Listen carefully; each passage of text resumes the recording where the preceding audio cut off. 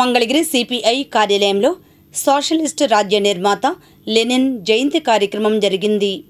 ఈ కార్యక్రమంలో సిపిఐ నియోజకవర్గ పట్టణ కార్యదర్శులు చిన్ని తిరుపతయ్య, అన్నవరపు ప్రభాకర్, నాయకులు పిల్లలమరి నాగేశ్వరరావు, చిన్ని సత్యనారాయణ తదితరులు పాల్గొన్నారు.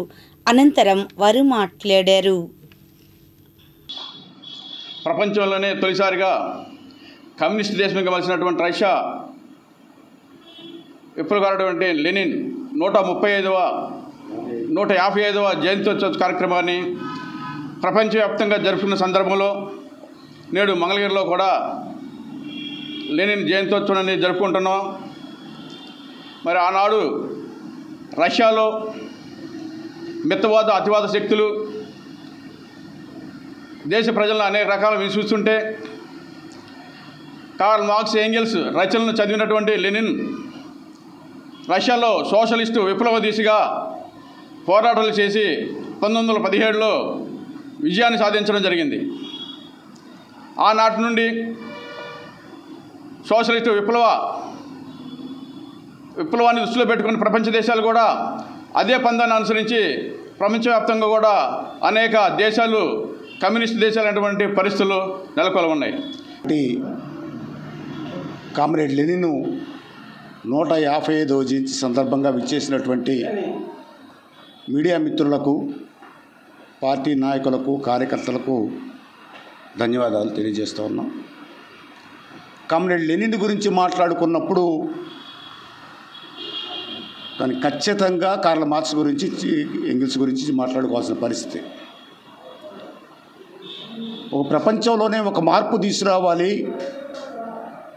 ప్రతి ఒక్కరూ స్వేచ్ఛగా జీవితాన్ని గడపాలి, సమసమాజం కావాలి, పేదరికం లేని సమాజం ఉండాలని చెప్పని రూపొందించినటువంటి కార్ల్ మార్క్స్ క్యాపిటల్ ఏదైతే ఉన్నదో 1867లో రిలీజ్ అయితే 15 సంవత్సరాల తర్వాత సోవియట్లో అది రిలీజ్ అయింది. ఆ పుస్తకం 155వ జయంతి జరుపుకుంటున్నాం. కామ్రేడ్ లెనిన్ 1917 రష్యన్ విప్లవంతో ఆ రోజు మొట్టమొదటి సోషలిస్టు ప్రభుత్వాన్ని ఎదుర్కొన్నటువంటి గొప్ప సోషలిస్టువాది కామ్రేడ్ లెనిన్. లెనిన్ ఆ రోజు ఈయన స్ఫూర్తితో భారతదేశంలో కూడా భారత కమ్యూనిస్ట్ పార్టీ 1920 స్థాపించి మన స్వతంత్ర పోరాటంలో భారతదేశంలో కీలక పాత్ర పోషించింది భారత కమ్యూనిస్ట్ పార్టీ. అదేవిధంగా ఈ భారతదేశంలో లెనిన్ ఆశయాల్ని, కార్ల్ మార్క్స్ యొక్క గ్రంథాన్ని తీసుకురాలని సమసమాజాల స్థాపన కోసం భారత కమ్యూనిస్ట్ పార్టీ ఎన్నో పోరాటాలు చేసి ఎన్నో విజయాలు సాధించింది. రైతుల హక్కులు కానీ, కార్మిక హక్కులు కానీ, అదేవిధంగా 150వ జయంతి ఈరోజు మంగళగిరి సిపిఐ కార్యాలయంలో జరుగుతూ ఉంది. ప్రపంచ కమ్యూనిజానికి